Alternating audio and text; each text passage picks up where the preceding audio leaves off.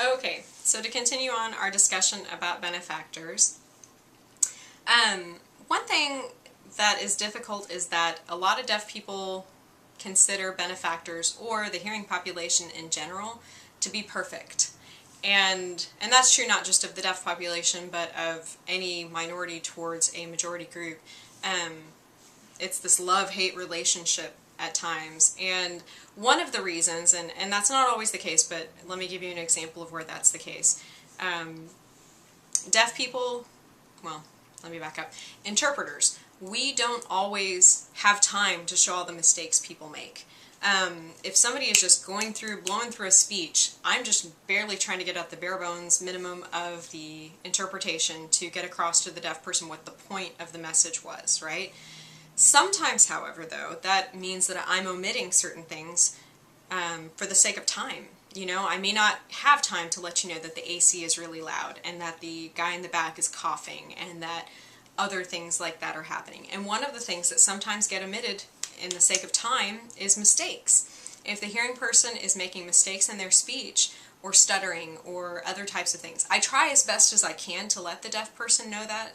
However, there are times, and you guys will realize this as interpreters, where there's just not enough time. You're really just trying to get the bare bones message out, and that is all you have time to do.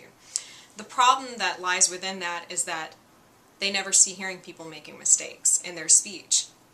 So especially like in a speech class, they don't hear all of the uhs and ums, and if we're not in some way demonstrating that to them or showing the nervousness or showing all of those cues, those verbal cues, they may consider it to be that hearing people don't have a hard time with speech. Hearing people, and I don't mean speech as in oralism, I mean speeches as in like I'm giving a presentation type speech. They might think that a hearing person never stumbles over their words. They may think all kinds of crazy things. And it's honestly our fault as interpreters, to a certain extent at least, just because we are not conveying those mistakes or miscues to the deaf people. And that can happen the opposite way too. I have to be very careful when I'm making my own verbal mistakes in English that the hearing person doesn't think that it's the deaf person that's making that mistake. The same also goes for example, in a speech class. I have to be very careful, again, going the other way. When it's the deaf person's time to get up and do their speech, I usually will ask the deaf person, and I know it seems unfair, but I'll usually ask them for their own benefit. If you have a copy of your speech ahead of time, I can prep it. I can look over it. I can make sure that I'm using your exact vocabulary that you want me to use when I'm voicing your speech. Very often I will also meet one-on-one with the speech professor and explain to them, well, first of all, I'll ask them, what are some of the goals that you're looking for from this speech? And then I'll also ask them to let me maybe review my own work if they're videotaping it or something to that extent, and let them know how many of those uhs and ums were me, the interpreter, and how many I really feel were based on what the student presented. So it's a lot of extra work on my part, but I feel like it's just fair to ensure that what's happening in that classroom is effective and fair to the deaf student amongst all of their peers. So anyway, that's definitely something to consider. Something else your book discusses and the PowerPoint discusses is horizontal hostility. It talks about a lot of different types of issues that come from oppression, but horizontal hostility, you see this in some communities, and the deaf community is one of them, where it's the crab theory, as your book puts it. You know, they don't even want to see each other succeed. It's like they think that I'm limited to or relegated to this position in society, and so I don't want to see anybody else succeed either, and if you do succeed, then you're not really one of us. It's this horrible, it's just horizontal hostility. It's we're on the same level, and I don't want you to get above that level because I'm not going to attain that status, and so I don't want you to either. And so socially, I'm going to oppress you, and I'm going to keep you down. It happens. Oddly enough, you'll also see deaf people who will still be xenophobic, will still, which is a fear of the unknown or a stranger or somebody who's unlike you, basically. You know, you will still see them try to oppress other groups, unfortunately. And I've seen this happen, and I've had deaf friends who have admitted this to me in confidence, just telling me, it's the funniest thing, but I noticed the other day that I saw somebody who was deaf-blind, and I didn't want to have a conversation with them. It was just too weird. It was too awkward. It was too this or too that. And and they realized I'm doing exactly to them what other people do to me, you know, and I just, I think it's big of them, honestly, to realize that about themselves. And one of them, you know, quickly corrected that and decided to meet this deafblind person and to talk with them and such. But it's, you know, that's interesting.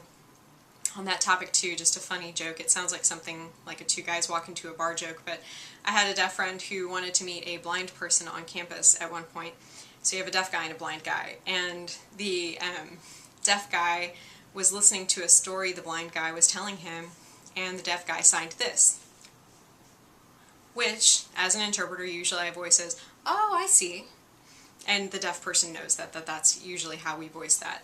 And so, as I voiced that, the blind guy was sharp as a tack, and he was like, "Oh, I hear." And so, I couldn't hold it in. I'm really bad. I should have. You're supposed to interpret before you yourself start laughing, but I started laughing, and I looked at my deaf friend, and I told him what the blind guy had said, and he just started cracking up. It was hilarious. So, at least they could laugh about it. I thought that was funny. Let's see.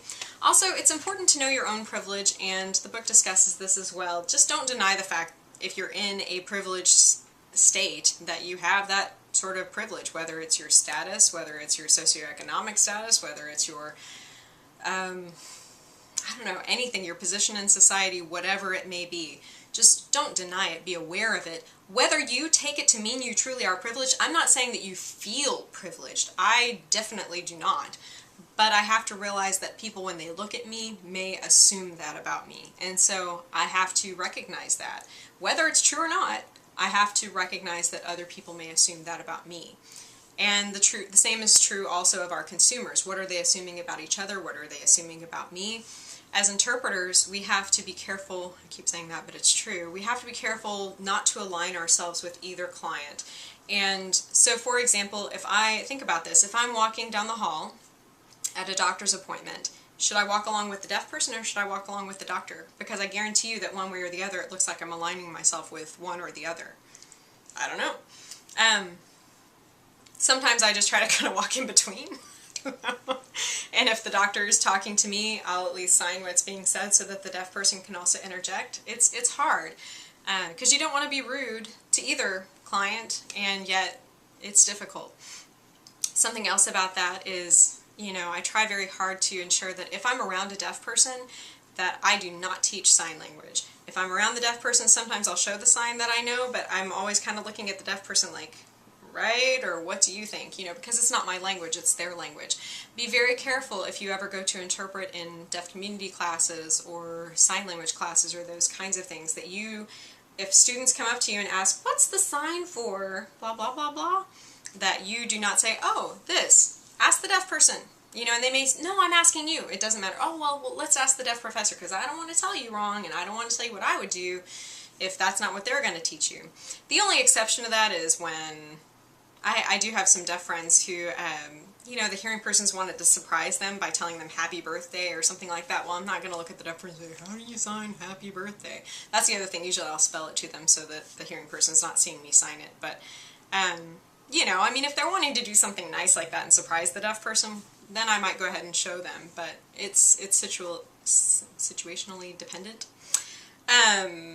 Anyway, so just recognize that you guys have some biases, recognize your privilege, recognize all of these different things about yourself as an interpreter, because I guarantee you that it's going to help you down the line to know that about yourself and about other people before you get in that position. That's it. Have a good week.